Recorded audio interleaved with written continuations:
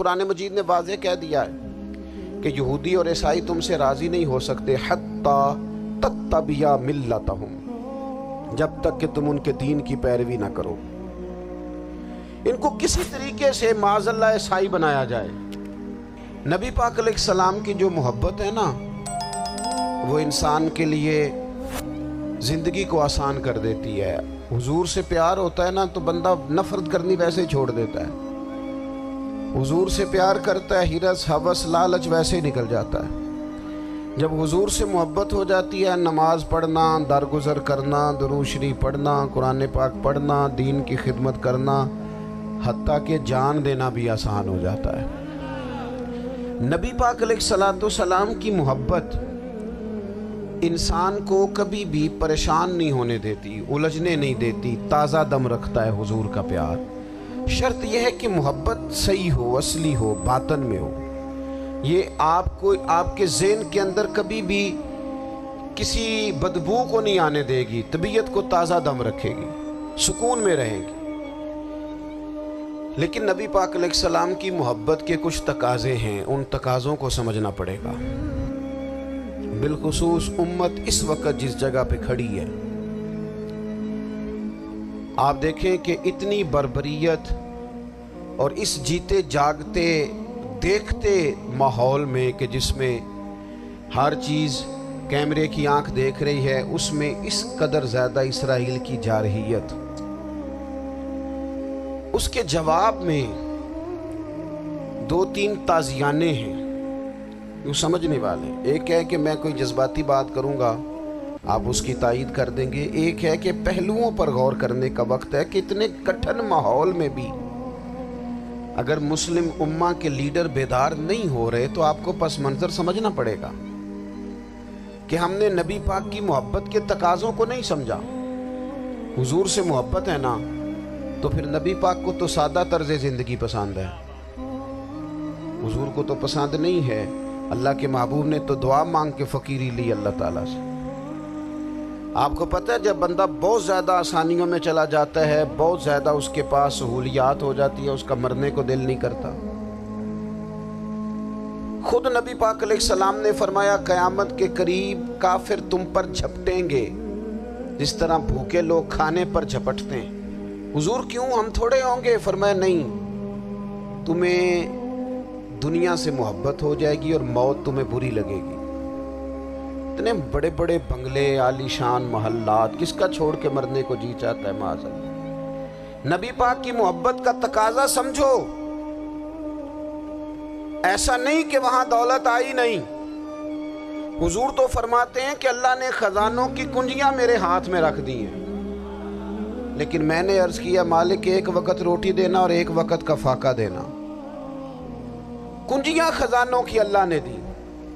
جب تک آپ اپنا طرز زندگی، یہ جو بہت دنیا کا پیار ہے نا، بہت زیادہ مرنے کی ہرس، یہ بہت زیادہ جینے کی ہرس تو اللہ تعالیٰ نے قرآن پاک میں یہودیوں کا طریقہ بیان کیا کہ وہ کبھی مرنے کی تمنا نہیں کریں کیونکہ جینے کی ہرس رکھتے ہیں۔ نبی پاک علیہ السلام کے غلاموں، طرز زندگی جب تک سادہ نہیں ہوتا اور جب تک یہ دنیا کے جھمیلوں سے کسی کو دولت دے کر پیچھے کر دیا جاتا ہے، کسی کو عہدہ دے کر چپ کرا دیا جاتا ہے، کسی کو اقتدار دے کر چپ کرا دیا جاتا ہے، رسول اللہ صلی اللہ علیہ وسلم کے سچے غلام انہیں ایک بات کی سمجھ آ گئی تھی کہ ہمیں ہمارے رب نے کہا ہے قُلْ إِن كُنتُمْ تُحِبُّونَ اللَّهَ فَاتَّبِعُونِي يُحْبِبْكُمُ اللَّهُ۔ اے محبوب آپ ان سے فرما دیں اگر رب سے محبت کرنا چاہتے ہیں تو آپ کی پیروی کریں، اللہ خود ان سے محبت فرمائے گا۔ جب رب بھی ان کا ہو جائے گا، جب رب بھی ان کا کی محمد سے وفا تو نے تو ہم، یہ جہاں چیز ہے کیا، یہ لوح و قلم تیرے ہیں، اس کا کیا مطلب ہوا؟ لوح و قلم، قلم لکھتی ہے نا تقدیریں، مقدر فیصلے، تو لوح و قلم تیرے ہیں، اس کا مطلب یہ ہے کہ پھر رب کریم تیرے اوپر فضل کرے گا، اور وہ جن فیصلوں کی امت کو دیانت سے چاہت ہے اللہ اپنے فضل سے وہ فیصلے فرمائے گا۔ جب تک زندگی हुजूर की गुलामी की तरफ नहीं जाती, वो अल्लाह ताला की ताईद नहीं पाती। हज़रत अब्दुल्लाह इब्न हुज़ाफ़ा रज़ी अल्लाह ताला अन्हु को रूमियों ने कैद कर लिया था, और जब रूमी आपको कैद कर रहे थे, पकड़ रहे थे, जंग में कुछ मोड़ ऐसा आ गया कि बज़ाहिर मुसलमानों के कदम पीछे हट रहे थे। 1000 आदमी ने, 100 आदमी ने मिल के आपके गिर्द घेरा डाला और बड़ी मुश्किल से आपको गिरफ्तार किया। जब बादशाह के सामने ले गए ना, तो बादशाह से उसका सिपा सालार कहने लगा कि बंदा ज़ाया करने वाला नहीं। ये बात समझें आप, हमारी तबीयत के मुताबिक जो बंदा पूरा नहीं उतरता हम ज़ाया कर देते हैं। हालांकि अगर आपको मुखालिफ सफ में बंदा काम का नजर आए तो आप गौर फरमाएं कि ये हमारे काफिला मोहब्बत में कैसे शामिल हो सकता है, उसके लिए जद्दोजहद करें ताकि उससे काम लिया जा सके। उसने कहा, रूम के बादशाह ने, बंदा ज़ाया करने वाला नहीं। वजीर ने कहा बादशाह से, उसने कहा क्या करें, कुछ ऐसा करें कि ये माज़अल्लाह हमारे दीन में आ जाए। और कुरान मजीद ने वाज़ेह कह दिया है कि यहूदी और ईसाई तुमसे राज़ी नहीं हो सकते हत्ता तत्तबिया मिल्लतहुम, जब तक कि तुम उनके दीन की पैरवी ना करो। इनको किसी तरीके से माज़अल्लाह ईसाई बनाया जाए। तो बादशाह कहने लगा 2-3 चीज़ें हैं जिससे कोई बंदा भी ख़रीदा जा सकता है, कर लेते हैं बात। उसने सबसे पहले हज़रत अब्दुल्लाह इब्न हुज़ाफ़ा से कहा कि जितने पैसे आप कहेंगे आपको मिलेंगे, आप इस दीन में आ जाएं माज़अल्लाह। तो हज़रत अब्दुल्लाह इब्न हुज़ाफ़ा ना, कुछ लोग बड़े सियाने होते हैं, बुर्दबार होते हैं, बाज़ बातों पर गुस्सा नहीं करते, हंसते हैं। हज़रत अब्दुल्लाह इब्न हुज़ाफ़ा हंस पड़े, फरमाने लगे तुझे किसने बादशाह बनाया, तू तो बड़ा बेवकूफ़ आदमी है। उसने कहा क्या मतलब? फरमाने लगे नादान, मैं तो तलवार लेके मैदान में आया हूँ, मुझे दौलत कमानी होती मैं तिजारत करता, मैं तिजारत नहीं कर रहा, मैं तो शहादत के लिए निकला हुआ हूँ, और तू मुझे कह रहा है पैसे ले ले। वो अकल की बात कर। उसने दूसरी बात की, उसने कहा कि मैं बादशाह हूं, मेरे नीचे जितने भी ओहदे हैं, वजीर, मुशीर, वजीर खजाना, जो आप ओहदा कहेंगे आपको दे दिया जाएगा, आप इस तरफ आ जाएं। तो हज़रत अब्दुल्लाह इब्न हुज़ाफ़ा कहने लगे फिर कहता हूं तो बड़ा नादान है। फरमाने लगे मैं हुजूर का सहाबी हूं, और सहाबी होने से बड़ा ओहदा दुनिया में है ही कोई नहीं। सहाबा वो सहाबा जिनकी हर सुबह ईद होती थी, खुदा का कुर्ब हासिल था, नबी की दीद होती थी। कहा तू मुझे लालच दे रहा है। अब उन्होंने एक नई चाल चली। वजीर कहने लगा कि मैं एक और तरह से माज़अल्लाह कोशिश करता हूँ पिघला देने की। आप अंदर कमरे में कैद थे तो वहाँ एक खातून को बना संवार कर भेज दिएगा। दोस्तों याद रखना, तगड़ा और मजबूत जवान पता कौन होता है? जिसकी नजरें पूरी तरह उसके कंट्रोल में हों। ये अलामत जवानी है। जिस आदमी का पूरी तरह, 2 लोग दुनिया में कभी कोई कारनामा सर अंजाम नहीं दे सकते, एक जो हराम खाता हो, एक जिसकी नजर नापाक हो। मोहम्मद बिन कासिम जब यहाँ आए थे ना, तो एक दिन बड़े परेशान थे। तो एक बुजुर्ग कहने लगे आप क्यों परेशान हैं? कहने लगे राजा दहर से मुकाबला है, और हमारी फौज तो सिंध के रास्ते भी नहीं जानती, जुबान भी नहीं जानती, लड़ेंगे कैसे? 2-4 दिन के बाद उन बुजुर्गों की दोबारा मोहम्मद बिन कासिम से मुलाकात हुई तो बड़े खुश थे। कहा आप क्यों खुश हैं? कहने लगे वो मेरा मुकाबला नहीं कर सकता, मैंने तहकीक कर ली। कहा क्यों? कहने लगे नज़र का गंदा है, और जो नज़र के गंदे होते हैं वो मैदानों में ठहरा नहीं करते। मैदान के लिए निकलने के लिए पाक जवानी की ज़रूरत होती, ततहीर मिजाज होना ज़रूरी होता है, पाकीज़ा अफकार और सच्ची और सुच्ची सुथरी सोचों का होना ज़रूरी होता है। इसलिए फरमाया कि मेरा मुकाबला नहीं कर सकता। हज़रत अब्दुल्लाह इब्न हुज़ाफ़ा कमरे में थे, वजीर की बेटी अंदर सजी संवरी पहुंच गई। जैसे ही आपने इस कुफर की चाल को देखा तो तयम्मुम करके नफल शुरू किए। वो सारी रात बैठी रही, रब का बंदा सारी रात इबादत करता रहा। عبادت بڑا سہارا ہے، مصلی بڑا سہارا ہے اللہ کے بندوں۔ صبح دروازہ کھولا، وزیر نے اپنی بچی سے پوچھنا چاہتا تھا رزلٹ کیا نکلا، تو وہ کہنے لگی پیچھے ہٹ جا، اب تیرا میرا تعلق کوئی نہیں، میں نے نبی پاک کا کلمہ پڑھ لیا۔ اس نے کہا میں نے بھی زمانہ دیکھا ہے، پر یہ کیا لوگ ہیں، کستوری کے بنے ہوئے، سندل سے دھلے ہوئے، کہ میں ساری رات کمرے میں رہی اور 100 اور 1000 آدمی جس جوان کا مقابلہ نہ کر سکے، اتنا طاقتور جوان کمرے میں رہا اور اسے نظر اٹھا کے نہ دیکھا۔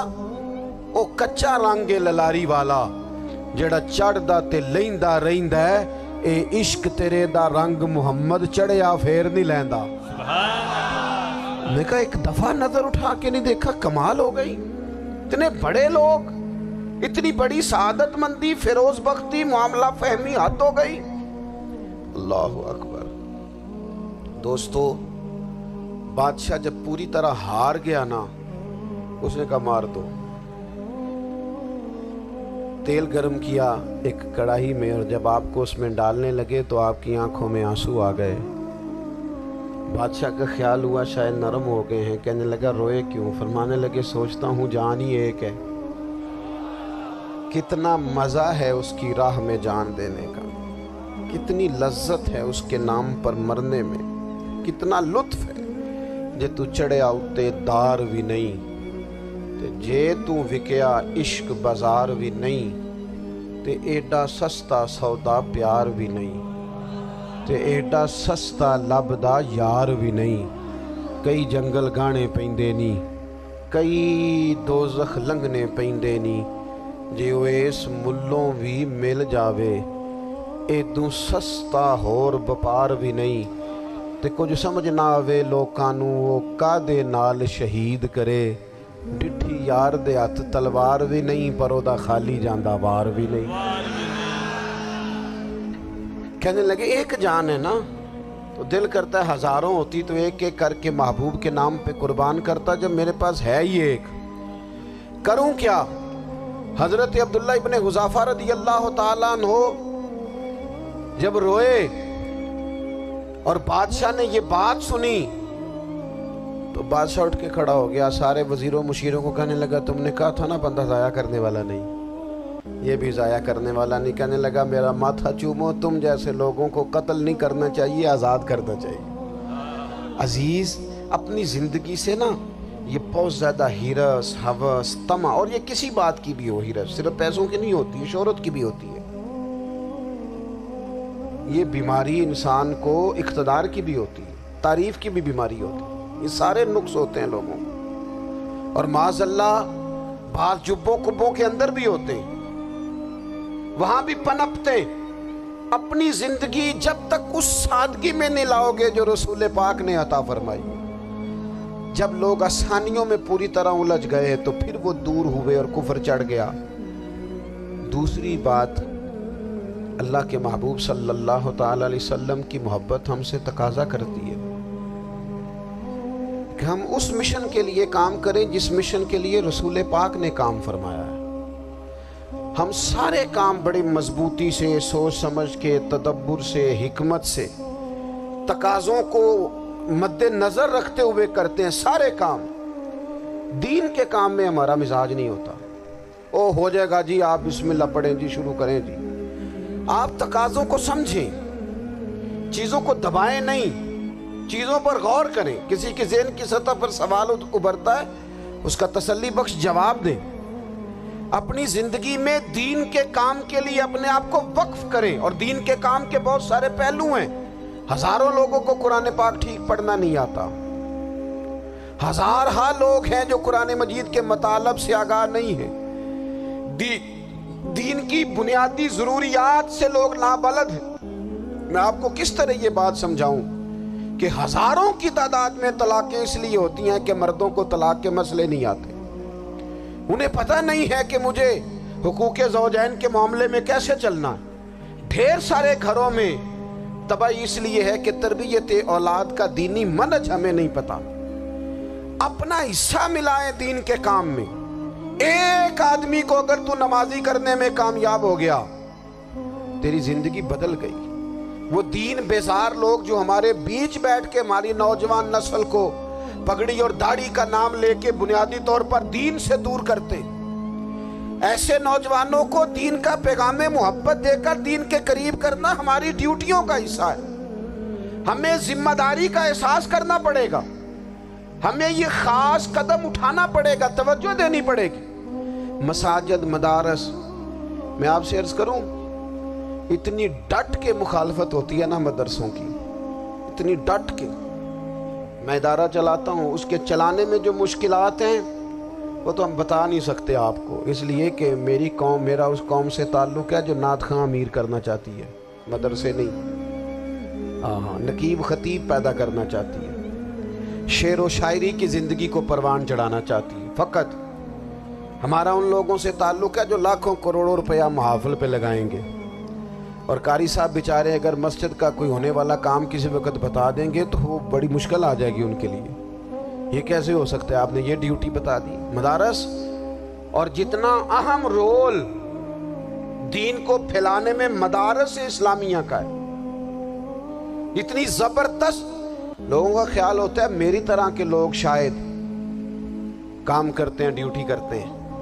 یہ 10-15 لوگ آپ کو نظر آتے ہیں جو آپ کو کہیں میڈیا پر یا ادھر ادھر ڈیوٹی کرتے، مخلص لوگ اپنی جگہ پہ، وہ بھی بڑا ہی کام کر رہے ہیں، جو میڈیا پہ آ کے بھی اخلاص سے اور درد دل سے کو دین کی، ان کی بھی کسی بات کی حوصلہ شکنی نہیں، لیکن ہزارہا اساتذہ جو مدارس میں بیٹھ کے پڑھاتے ہیں، جنہوں نے وہ سارے لوگ تیار، آپ سمجھ نہیں سکتے کتنا بڑا کام۔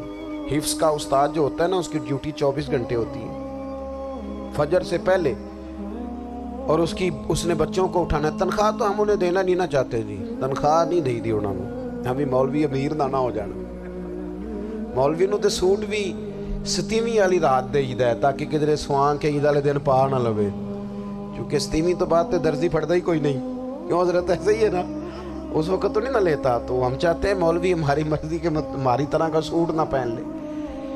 مدارس کی مضبوطی آپ یہ دیکھ لیں، یہ صلاح الدین ایوبی کا تعلق بھلا کس چیز سے تھا؟ غوث اعظم کے مدرسے سے۔ حضور غوث اعظم کے مریدوں کی جماعت اس کے ساتھ شامل تھی۔ کون لوگ تھے جنہوں نے مدارس سے فیض پایا؟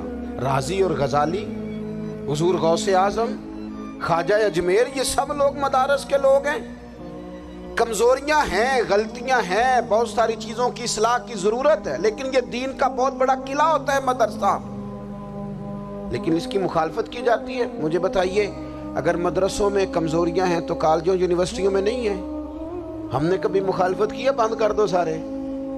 لیکن لوگوں کا جب خیال آتا ہے، جب ہمارے ایک سابقہ وزیر صاحب تھے، سر راہ کسی دعوت میں میری ان سے ملاقات ہو گئی تو انہوں نے کہا مدرسوں کا کردار کیا ہے آج کے ماحول میں؟ میں نے انہیں کہا کہ مختلف کورسز آپ کراتے ہیں نا، تو اس کے لیے پھر مختلف ویکینسیز ہوتی ہیں، جہاں بچوں کو مدرسے کا کورس کرایا جاتا ہے تو استاد بننا ہوتا ہے، اس نے خطیب بننا ہوتا ہے، مسجد کی ڈیوٹی کرنی ہوتی ہے۔ میں نے کہا بالکل کوئی حکومت سرپرستی نہیں کرتی، لیکن اللہ کا فضل ہے۔ کبھی آپ نے حکومت سے سنی ہے جس میں جمعے والے دن مولوی نہ ملا ہو جمعہ پڑھانے کے لیے؟ کبھی آپ کو رمضان میں ایسی مسجد ملی ہے جس میں قرآن مجید سنانے کے لیے حافظ نہ ملا ہو؟ یہ ہو سکتا ہے کسی حافظ کو مسجد نہ ملے۔ تو مدارس کے ذمے جو کام تھا، مدارس نے جم کے کیا ہے اور ڈٹ کے کیا اللہ کے فضل سے۔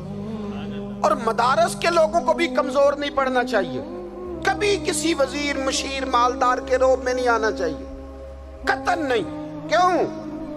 کہ یہ وہ عظیم لوگ ہیں رسول اللہ صلی اللہ علیہ وسلم کے دین کے غلام، کہ ابھی ایک لفظ نہیں پڑا ہوتا الف با تا سا، پہلے دن گھر سے نکلتے ہیں تو حضور فرماتے ہیں اللہ کے فرشتے ان کے پیروں کے نیچے پر بچھا بھی دیتے ہیں، پہلے دن اتنا بڑا اعزاز ملتا ہے۔ تو حضور کی محبت کا تقاضا ہے، دین کا کوئی کام کیا جائے۔ ایک خاتون مسجد نبوی شریف میں جھاڑو دیتی تھی، پر کوئی کام تو کرتی تھی نا۔ اور کس مسجد میں؟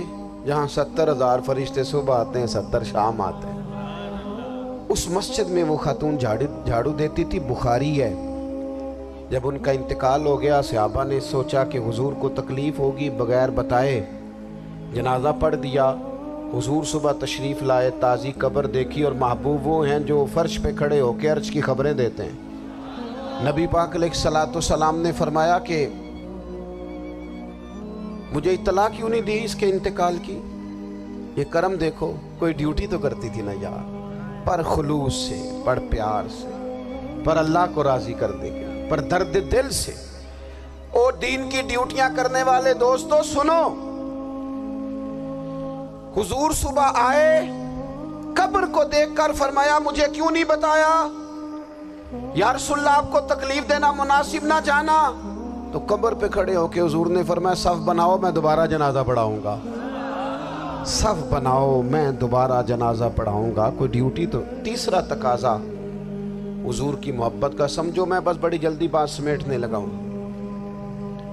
حضور کی امت سے پیار کرو، یہ نبی پاک کی محبت کا تقاضا ہے۔ حضور اس بندے سے بڑے راضی ہوتے ہیں جو حضور کی امت سے پیار کرتا ہے۔ آپ کو پتہ ہے حضرت جبریل امین علیہ السلام نے معراج کی رات حضور علیہ الصلوۃ والسلام سے عرض کی تھی کہ اللہ کی بارگاہ میں عرض کیجئے گا میری بھی ڈیوٹی لگ جائے آپ کی امت کے ساتھ محبت کرنے پر۔ تو یہ کیوں کہا تھا انہوں نے؟ علماء نے لکھا اس لیے کہا تھا کہ حضرت جبریل بھی جانتے ہیں کہ حضور کی امت سے محبت کی بات کی جائے نا تو نبی پاک راضی ہوتے ہیں۔ امت سے پیار کرو گے نا، امت سے۔ ایک صرف بات کا خیال رکھنا، عقیدہ برا ہو تو بات دوسری ہے، ورنہ میرے محبوب کی امت کا ایک ایک شخص جو مدینے والے کا کلمہ پڑھتا ہے، جو حضور کا غلام ہے، اس کے بارے میں اپنے دل میں گنجائش رکھنا، پیار رکھنا، وارفتگی رکھنا۔ او دوستو، یہاں لوگ کس طرح گروہوں کو، جماعتوں کو سپورٹ کرتے ہیں۔ نبی پاک نے اس امت کی کثرت پر فخر بیان کیا، اور حضور فرمانے لگے 120 صفیں جنتیوں کی ہوں گی، قیامت میں 80 صفیں صرف میری امت کی ہوں گی۔ میں کثرت امت پر فخر کروں گا۔ ان لوگوں سے پیار کرنا ہے، ان کے دکھ درد کو سمجھنا ہے۔ پتہ ہے آج کیا ہوتا ہے؟ آج ہمیں نا مختلف چھوٹے چھوٹے ملکوں میں بانٹ دیا گیا، تو ہم کسی دوسرے مسلمان بھائی کا درد نہیں محسوس کرتے، ہم گھروں میں نہیں محسوس کرتے۔ پڑوسی پر ظلم ہو رہا ہو تو ہم کہنے پتر ساڈا نہیں مسئلہ، یہ ہودا مسئلہ ہے، تینوں کی لگے۔ حالانکہ پڑوسی کی آگ اس لیے بھی کسی وقت بجھا دینی چاہیے کہ پڑوسی کی نہ بجھائی جائے تو اپنا گھر بھی زاد میں آ جاتا۔ آج امت مسلمہ سے ہمیں بس لگا دیا گیا اپنے حصے کی روٹی کماؤ، اپنے حصے کی کوٹھی بناؤ، اپنے حصے کی گاڑی خریدو، اپنے حصے کا کام کرو۔ امت کا درد، امت کی بات، وحدت امت کا تصور، امت کا دوبارہ سے وہ شان، ارسل رسولہ بالہدی ودین الحق لیظہرہ علی الدین کلہ، وہ تصور کب ہوگا؟ اس وقت ہوگا جب ہم بات امت کی کریں گے۔ نبی پاک علیہ السلام نے فرمایا مسلمان کی مثال ایک جسم کی طرح ہے، جسم کے ایک حصے کو تکلیف ہو تو سارا آزمائش میں آ جاتا ہے۔ مجھے بتاؤ یہ انگلی درد کرتی ہو، یہ انگلی جسم کا حصہ ہے نا، تو میرا خیال ہے دماغ یہ کہہ دے گا کہ انگلی کی درد ہے نا مینوں کی لگے، دل کہہ دے گا کوئی نہیں ٹینشن لینے، انگلی کا مسئلہ ہے نا۔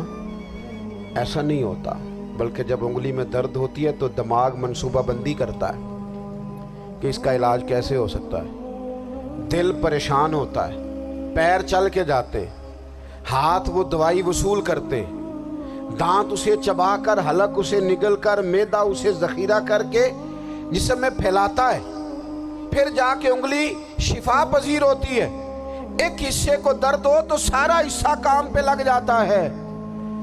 اسرائیل اگر تکلیف دے رہا ہے فلسطینیوں کو تو ہونا چاہیے تھا نا بعض مسلمان حکمرانوں کو نیند نہ آتی، وہ درد دل محسوس کرتے، ہونا چاہیے تھا نا کہ بعض لوگ یہاں ہم کیا کرتے ہیں بھلا بیٹھ کے؟ اب تو مجھے بعض چیزوں سے کوفت بھی ہونے لگا، ہم دیتے ہیں بیان، مذمت۔ آپ کے بیان دینے سے کیا ہوگا؟ فلانے نے بھی بیان دے دیا، فلانے نے بھی کلپ دے دیا، یہ کیا کر رہے ہیں؟ یہ تو آپ زندہ رہنا چاہتے ہیں۔ وہ جس طرح آج کل ہمارے ہاں بہت ساری چونکہ جماعتیں ہیں تو کشمیر ڈے آتا ہے نا تو مل کے ریلی نہیں نکالی جا سکتی، سوال نہیں پیدا ہوتا، کیونکہ ہمیں جماعتوں کو زندہ رکھنا ہے۔ اس جماعت کی خبر الگ لگنی چاہیے، اس جماعت کی خبر الگ، تو ایسے کوئی انقلاب آئے گا؟ یاد رکھنا، امت کو پوری کو ایک طاقتور آواز بننا پڑے گا، ہمیں تھوڑا تھوڑا اوپر اٹھ کے سوچنا پڑے گا۔ خدا را اللہ تعالیٰ مجھے معاف کرے اگر کوئی بات میں سطحی کر رہا ہوں، دل کی گہرائی سے عرض کرتا ہوں اب تو بڑا سخت وقت آ گیا۔ اب چونکہ اب تو کیمرے کی آنکھ آئی ہے تو وہ زخمی بچے دیکھے نہیں جاتے، وہ تڑپتی مائیں دیکھی نہیں جاتی، وہ سسکتی اور آواز دیتی بیٹیاں سنی نہیں جاتی۔ وہ آوازیں ایسی ہیں جیسے وہ رات کے سناٹوں میں چیخیں بن کے لوگوں کو جگایا کریں گی۔ خدا را کچھ جرم ایسے ہوتے ہیں جن کی سزائیں بڑی سخت ہوتی ہیں، جن کی معافی بڑی مشکل سے ہوتی ہے۔ اپنے اندر جذبہ ایمانی پیدا کریں۔ اور میرے دوستو، بستر پر بھی تو لوگ ماری جایا کرتے ہیں نا۔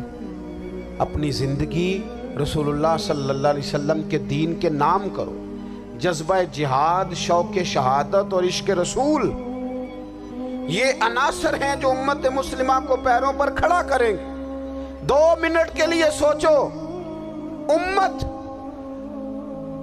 اگر اسی طرح کٹتی رہی، پریشان رہی، دکھتی رہی اور باری باری کر کے، اقبال نے کیا کہا تھا؟ اس نے کہا تھا وطنوں میں، انہوں نے کہا تھا کہ ان تازہ خداؤں میں بڑا سب سے وطن ہے، جو پیرہن اس کا ہے وہ مذہب کا کفن ہے۔ تو اقبال ہم کیا کریں؟ کہنے لگے بازو تیرا توحید کی قوت سے قوی ہے، اسلام تیرا دیس ہے، کیونکہ تو مصطفی ہے۔ تو بحیثیت مسلمان سوچنا شروع کر، بحیثیت مسلمان، اور یوں تو سید بھی ہو، مرزا بھی ہو، افغان بھی ہو، تم سبھی کچھ ہو، بتاؤ کہ مسلمان بھی ہو۔ تمہارے اندر کہیں سے کوئی مومن بھی بولتا ہے کہ نہیں؟ علاقائی تعصبات اور ملکی سرحدوں میں قید ہو جانے والوں، تم ایک نبی کی امت ہو۔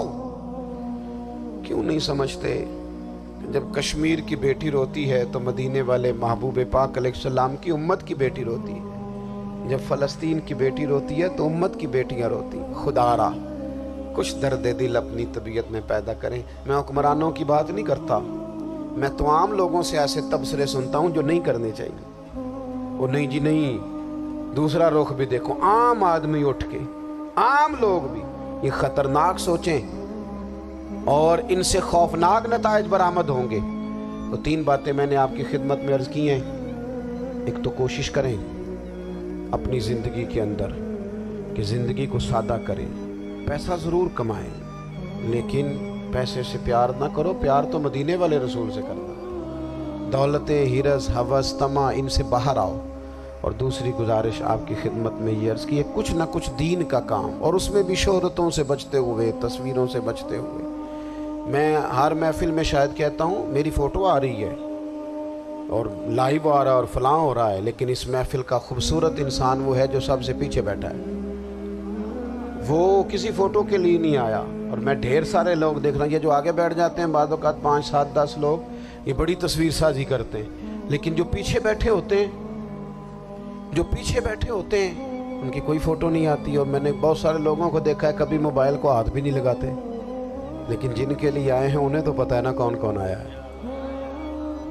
اور کچھ دین کے لیے کریں۔ اور تیسری گزارش آپ کی خدمت میں یہ ہے کہ امت بن کر بھی ضرور سوچیں اور امت کے دکھوں کا مداوع بھی کریں، اور امت مسلمہ کا درد بھی اپنے سینے میں ضرور محسوس کریں۔ اللہ تعالی ہماری اس بزم کو۔ یہ ایک بات اور سن لیں جی، نبی پاک علیہ الصلوۃ والسلام نے ارشاد فرمایا، لائیں جی، حضور سید عالم علیہ الصلوۃ والسلام نے ارشاد فرمایا کہ جب تک بندہ اللہ کے بندوں کی مدد میں رہتا ہے نا، اللہ بھی اس کی مدد کرتا رہتا ہے۔ یعنی اگر آپ امت کے لیے سوچتے ہیں، کوئی امت کے لیے فکر پیدا کرتے ہیں، کچھ امت کی سوچیں لاتے ہیں، تو اللہ بھی مدد فرمائے گا۔ اور یہ بات اچھی طرح یاد رکھیں، جب بھی بندہ کوئی ایسا کام کرتا ہے نا جو خالص اللہ کی رضا کے لیے ہو، تو رب کی مدد ضرور آتی ہے۔ وَلَقَدْ نَصَرَكُمُ اللَّهُ بِبَدْرٍ وَأَنْتُمْ أَذِلَّةٌ۔ تو یہ کام کریں گے تو اللہ کی مدد بھی آئے گی۔ اللہ توفیق عطا فرمائے۔ وَمَا عَلَيْنَا إِلَّا